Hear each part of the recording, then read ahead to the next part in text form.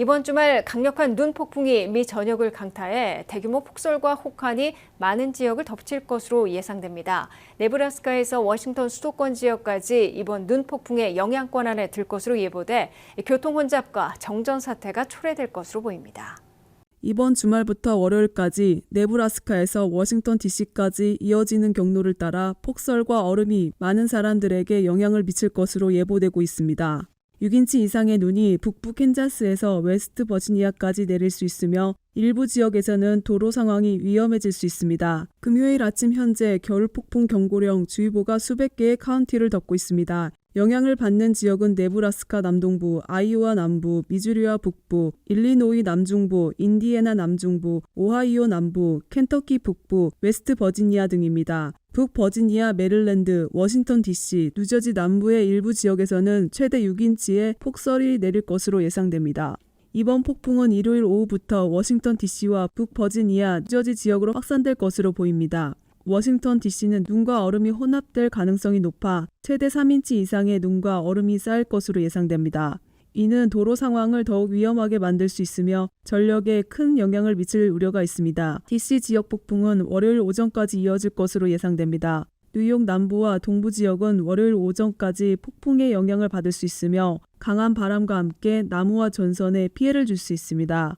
이로 인해 전력 중단이 발생할 가능성도 높습니다. 또한 항공편 지연과 취소가 예상되므로 여행을 계획 중인 분들은 미리 항공사에 확인하는 것이 권장됩니다. 폭풍의 본격적인 시작은 네브래스카와 캔자스 지역에서부터입니다. 토요일 오전 6시부터 시작된 폭풍은 이 지역의 최대 6인치 이상의 폭설을 예고하고 있으며 도로가 미끄럽고 위험한 상황이 발생할 수 있습니다. 특히 이 지역은 교통이 혼잡해질 가능성이 높고 세인트루이스와 인디애나폴리스로 확산되면서 큰 눈보라가 예상됩니다. 아이오와 미주리, 일리노이 지역은 오후 3시에서 5시 사이에 폭풍의 영향을 받을 것으로 보이며 강한 눈보라와 함께 대규모 교통 지연이 예상됩니다. 이 폭풍은 일요일 오전부터 오하이오, 웨스트 버지니아, 펜실베니아로 이어지며 월요일 오전까지 동부 전역으로 확산될 것으로 보입니다. 특히 북부 캔자스 지역에서 웨스트 버지니아까지는 6인치 이상의 눈이 내릴 수 있으며 이로 인한 도로 결빙과 블랙아이즈 발생 가능성도 높습니다.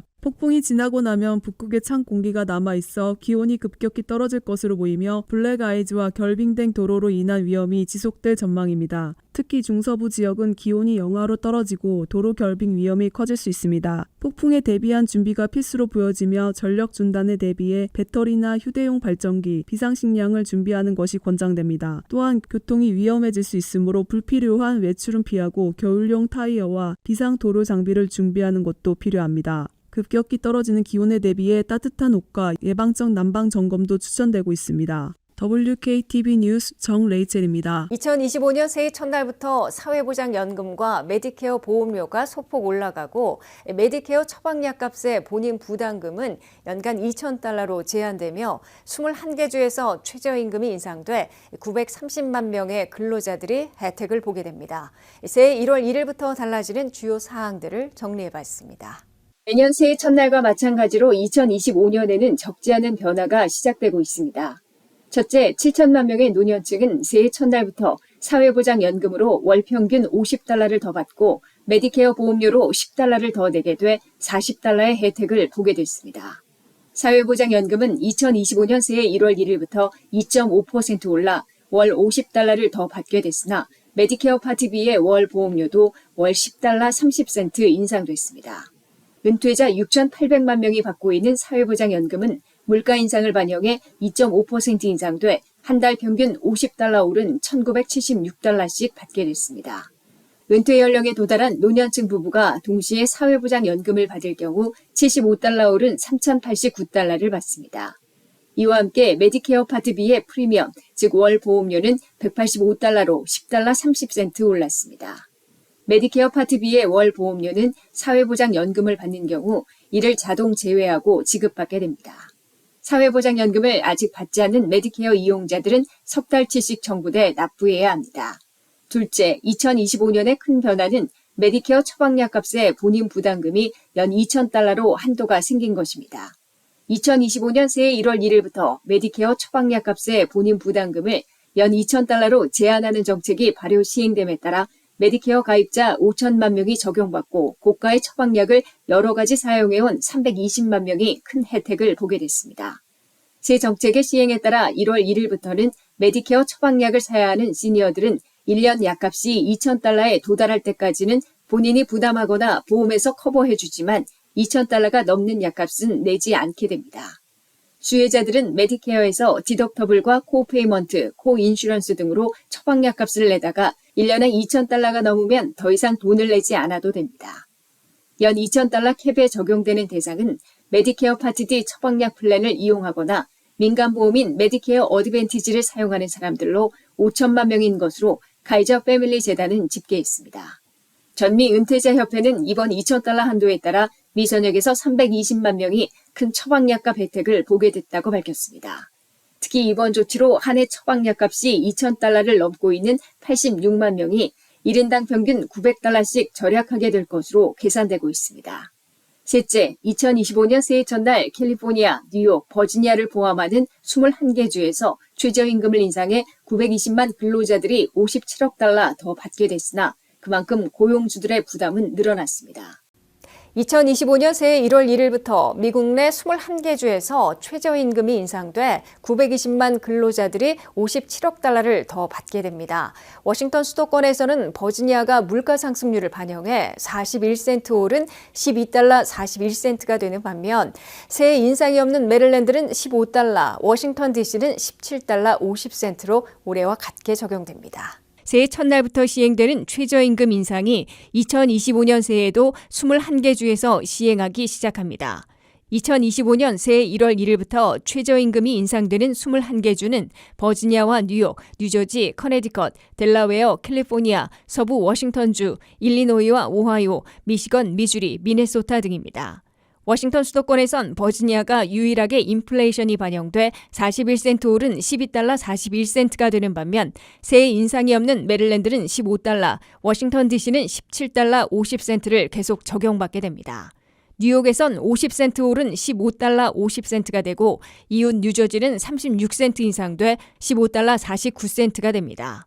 뉴욕주에서도 뉴욕시와 롱아일랜드 등 대도시들은 주 평균보다 높은 16달러 50센트가 됩니다.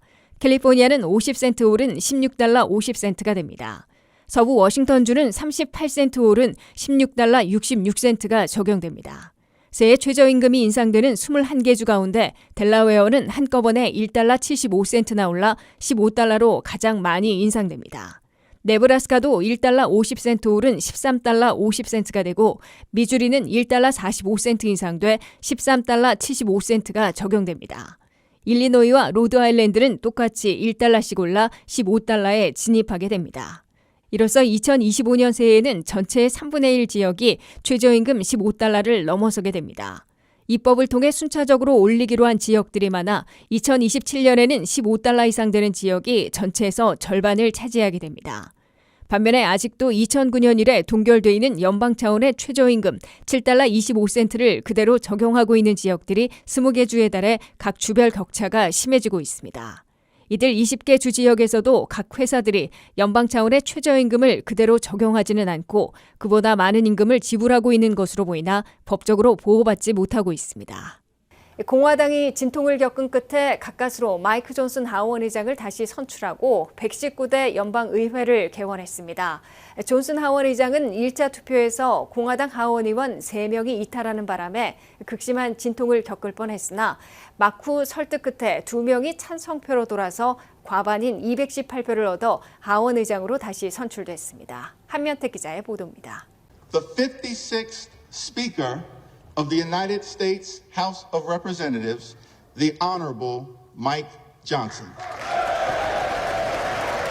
119대 연방의회가 개원한 첫날 마이크 존슨 하원 의장이 개입을 의사봉을 가까스로 지켰습니다. 소수당 대표인 민주당의 하킴 제프리스 대표로부터 의사봉을 건네받고 마이크 존슨 하원 의장은 119대 연방 하원을 이끌 포부를 밝혔습니다. 마이크 존슨 하원의장은 119대 연방 하원에서는 미국민들이 선택한 도널드 트럼프 47대 대통령과 함께 미국민 우선 정책을 다시 추진하겠다고 선언했습니다. The path of prosperity has long been paved with policies that put America and Americans first. And that is what we will champion in the 119th Congress. 국경을 고치고 물가를 잡으며 미국의 혁신과 미국민들의 삶을 개선하는 데 필요한 아메리카 퍼스트 국정과제를 추진하는 데 전력을 다하겠다고 강조했습니다.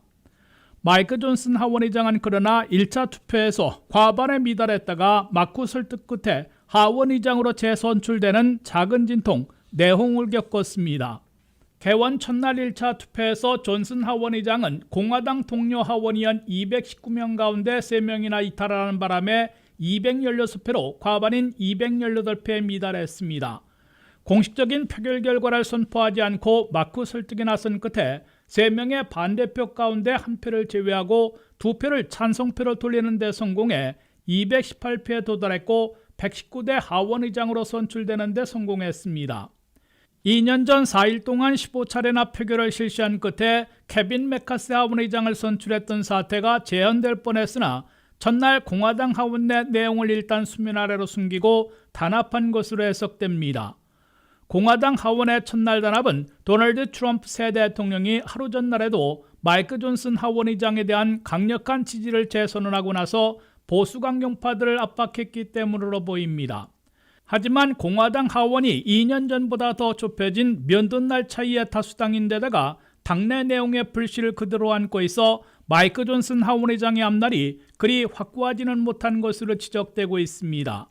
현재 연방 하원 의석 분포는 공화당이 맥게이츠 하원의원의 사임으로 219대 215표로 근소하게 앞서 있는 데다가 공화당 하원 내 보수 강경파들이 30여 명이나 자칫하면 발목을 잡으려 하고 있습니다. 이번 하원의장 1차 투표에서도 프리덤 코커스 소속 공화당 하원의원 6명은 투표를 미뤘다가 막판에 찬성표를 던지는 등 견제구를 날렸습니다.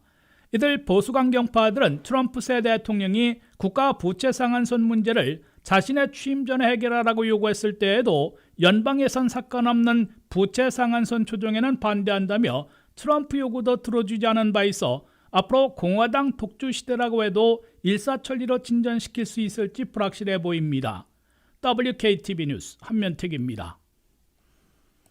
오늘부터 개원한 119대 연방의회 회기부터 상하원 다수당을 동시장악한 공화당이 트럼프 2기 정책 추진을 뒷받침할 우선 입법 과제를 제시했습니다. 국경 폐쇄와 추방작전에 필요한 수백억 달러의 예산을 확보하기 위한 첫 번째 예산 조정안을 시작으로 국가부채 한도 문제를 해결하고 석유 수출을 대폭 확대해 에너지 독립을 위한 입법을 추진하며 상원에서는 강요 인준에 주력할 것으로 예고했습니다. 도널드 트럼프 새 대통령 취임보다 먼저 연방 상하원 다수당을 동시 차지한 공화당이 2025년 새해 벽두부터 우선 추진할 입법 과제들을 내놓고 있습니다. 1월 3일 개원한 119대 연방의회는 공화당이 상원 다수당을 탈환하고 하원 다수당을 유지해 백악관에 앞서 연방의사당을 동시 장악했습니다. 공화당 상하원 지도부는 119대 의회 회기 첫날부터 우선 추진할 핵심 입법 과제들로 트럼프 2기 정책을 뒷받침할 이민 예산, 국가부채 한도 문제 해결, 에너지 독립으로 일대 전환, 트럼프 강력 지명자들에 대한 상원 인준을 제시했습니다. 첫째, 예산 조정 법안으로 국경 폐쇄와 추방 작전에 필요한 수백억 달러의 예산을 확보하는 국경안전 강화 법안부터 추진하게 됩니다. 예산 조정 법안은 까다로운 절차를 거쳐야 하는 대신 민주당의 도움 없이 공화당만의 힘으로 상원의 60표 장벽도 넘어 단순 과반수로 승인할 수 있는 제도입니다. 공화당 상원에서 예산위원장을 맡은 린지 그레엄 상원의원은 첫 번째 예산 조정 법안으로 국경 폐쇄와 추방 작전에 필요한 수백억 달러의 예산을 확보해 트럼프 2기 정책을 뒷받침하는 데 최우선을 둘 것이라고 공표해 놓고 있습니다. The Republican Senate will make its top priority a transformational border security bill, but as to the Senate, transformational border security goes first through reconciliation. 백악관에서 이민 정책을 설계하는 스티븐 밀러 정책 담당 비서실 차장은 국경안전 강화법이 1월 말이나 2월 초에는 트럼프 대통령 데스크에 올라올 것으로 본다고 밝혔습니다. 둘째, 공화당 의회는 1월 중에 국가부채 상한선 문제를 다뤄 해결키로 했습니다. 미국의 국가부채 상한선은 카운트가 중단됐다가 2025년 새해 1월 1일부터 재개돼 이를 다시 올리든지 카운트를 재중단하든지 해결책을 마련해야 합니다. 물러나는 제닛 옐런 재무장관은 일부 증권에서 540억 달러가 정부 세입으로 들어올 예정이어서 국가부채 카운트가 실제로는 1월 14일에서 1월 23일 사이에서 재개될 것으로 밝혔습니다. 카운트가 재개된 후에는 특별수단을 통해 국가 디폴트를 수개월 동안 막을 수 있는데 보수적인 싱크탱크인 경제정책혁신센터는 6월 16일이 국가 디폴트 위험에 직면하는 데드라인이 될 것으로 추산했습니다. 아직 디폴트를 막을 여유가 있는 것으로 보이지만 공화당 지도부는 12월 임시 예산을 통과시키며 예산 삭감 없는 국가부채 상한선 조정에 강력 반대했던 보수 강경파들에게 1월 중 해결을 약속해줘 곧 해법을 논의하기 시작할 것으로 보입니다. 셋째, 에너지 정책을 180도 바꿔 바이든 시절의 기후변화를 기반으로 하는 에너지 전환 정책에서 다시 석유 시추와 생산을 획기적으로 확대하는 에너지 독립 정책으로 되돌리는 입법을 추진합니다.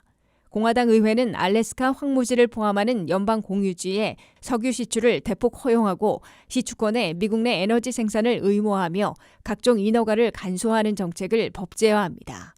특히 바이든 민주당이 인플레이션 감축법으로 시행해온 전기차에 대한 $7,500 리베이트와 전기차 충전소 확대 설치 등을 중단하되 태양열 등 다른 클린에너지 텍스 크레딧은 유지 또는 폐지 여부를 계속 논의하기로 했습니다.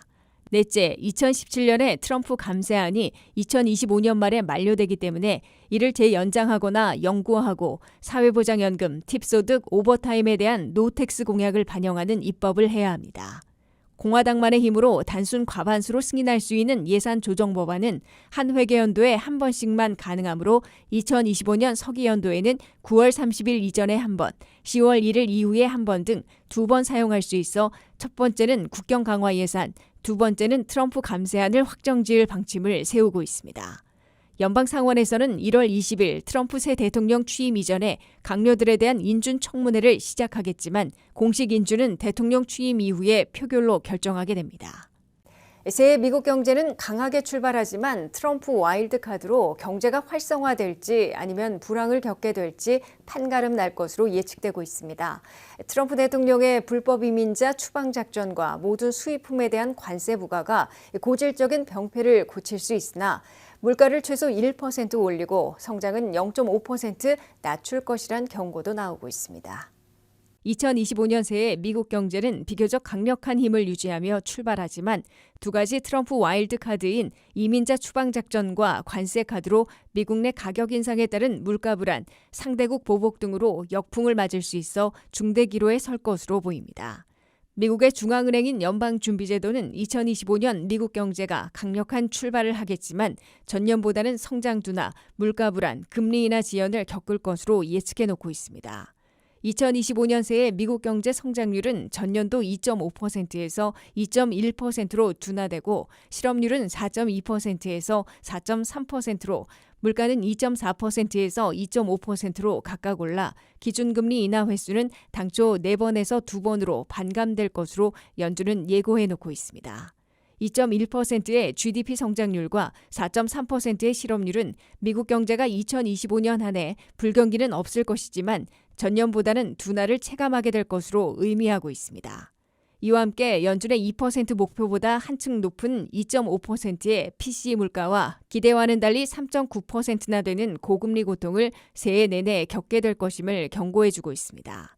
특히 1월 20일 47대 대통령으로 취임하는 도널드 트럼프 대통령의 두 가지 와일드카드가 고질적인 문제를 해결할 수는 있으나 미국 경제에 직격탄을 가할 수 있어 불안감을 안겨주고 있습니다. 트럼프 대통령의 두 가지 와일드카드 중 하나는 미국 사상 최대 규모의 추방 작전으로 첫해 불법 입국자 150만 명 이상을 추적 체포해 추방하려 하고 있습니다. 사상 최대 규모의 추방 작전을 펴게 되면 2천만 명이 넘는 미국 내 불법 체류자들을 추적 체포해 첫해 100만 명을 추방하는데 880억 달러의 비용이 들고 GDP가 1조 7천억 달러 날아갈 것으로 추산되고 있습니다. 830만 불법 노동자들이 몰려있는 농장, 건설 현장, 식당, 호텔, 청소, 조경, 각종 서비스 업종에서 대대적인 불법 이민자 단속이 시작됐다는 소리만으로 서류 미비자들이 대거 잠적해 경제 피해를 초래할 것이라는 겁니다. 이른바 3D 업종에서 극심한 인력난을 겪고 임금 상승과 가격 상승으로 이어질 수밖에 없으며 잠적한 이들이 돈을 쓰기 어려워져 소비도 위축될 것이므로 수요와 공급에서 동시에 타격을 입을 것이란 예상이 나오고 있습니다. 사상 최대 규모의 추방작전만으로도 미국의 소비자 물가를 1% 더 올리게 되고 불법 노동자들로부터 받아온 정부 세입은 연 1,000억 달러에서 급감할 것이란 경고도 나오고 있습니다.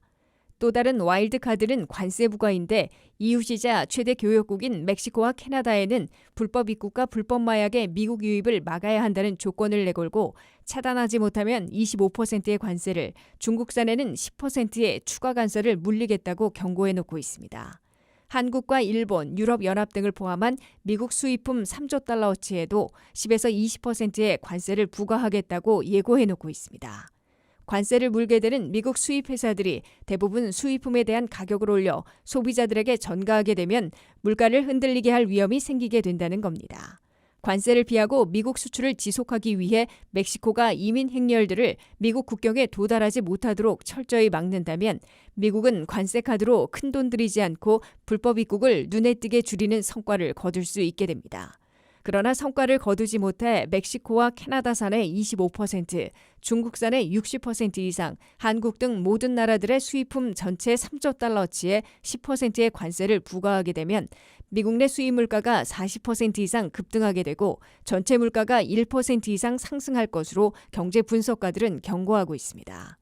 연준이 예상한 새해 PCE 물가가 2.5%인데 트럼프 관세 부과로 3.5%로 뛰어오를 경우 기준금리를 다시 인상해야 하는 코너에 몰리게 됩니다. 내년 미국의 가솔린 가격이 세 번째 연속 하락할 것이란 예측이 나왔습니다. 물가 상승률이 점차 완화되는 가운데 소비자들은 좀 더 저렴한 가격에 주유할 수 있을 것이라고 게스버디가 전망했습니다. 그러나 트럼프 차기 대통령이 제시한 새로운 원유 관세 부과가 가격 예측에 영향을 미칠 수 있다는 관측도 나오고 있습니다. 정레이철 기자입니다. 2025년 미국의 가솔린 가격이 하락할 것이라는 예측은 소비자들에게 반가운 소식이 될 전망입니다. 가솔린 가격이 평균 3달러 22센트에 이를 것으로 예측하고 있으며 2021년 이후 가장 낮은 수준이 될 가능성이 클 것으로 파악되고 있습니다. 가격이 계속 하락할 것이라는 예측은 물가 상승률이 완화되는 추세와 맞물려 가계에 긍정적인 영향을 미칠 것으로 보입니다. 실제로 물가 상승률은 2024년에 이어 점차 둔화될 것으로 전망되며 이는 경제 회복에 중요한 역할을 할 수 있습니다. 예를 들어 물가 상승률이 2.8%에서 2.1%로 떨어질 것으로 예상되며 이에 따라 주유소에서도 가격 안정세를 보일 것으로 예상됩니다. 그러나 이 예측에서도 불확실성은 존재합니다. 가장 큰 변수 중 하나는 트럼프 대통령 당선인이 추진하는 원유에 대한 과세 납부입니다. 트럼프는 캐나다와 멕시코에서 수입하는 원유에 25%의 세금을 부과할 계획을 밝혔습니다. 만약 이 정책이 실제로 시행된다면 미국의 가솔린 가격은 최대 70%까지 상승할 수 있다는 우려가 나오고 있습니다. 캐나다와 멕시코는 미국의 주요 원유 수입국으로 하루 평균 200만 배럴 이상의 원유를 수입하고 있기 때문에 이들 국가와의 무역 갈등은 가솔린 가격에 큰 영향을 미칠 수 있습니다. 특히 이러한 관세 부과가 현실화되면 가격 상승은 소비자들에게 더 큰 부담을 줄 것입니다. 가격 상승 외에도 정치적 불안정성이나 국제적 갈등이 가격 예측에 중요한 변수가 될 수 있습니다. 예를 들어 중동에서의 원유 공급 차질이나 자연재해가 발생하면 가격은 급격히 상승할 수 있습니다. 이러한 외부 요인은 게스버디와 같은 예측 기관들이 설정한 안정적인 가격 흐름을 깨트릴 수 있으며 트럼프 당선인은 에너지 독립을 주장하며 미국 내 원유 생산을 확대하려는 정책을 예고했습니다.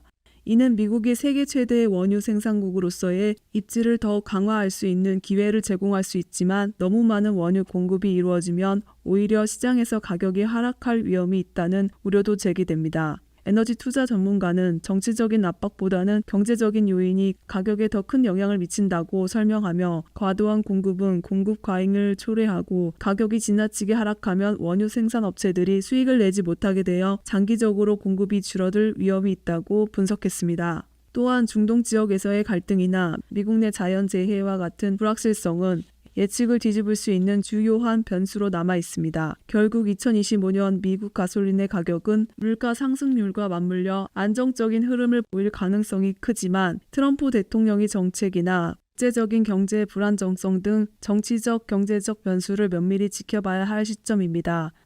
WKTV 뉴스 정레이첼입니다.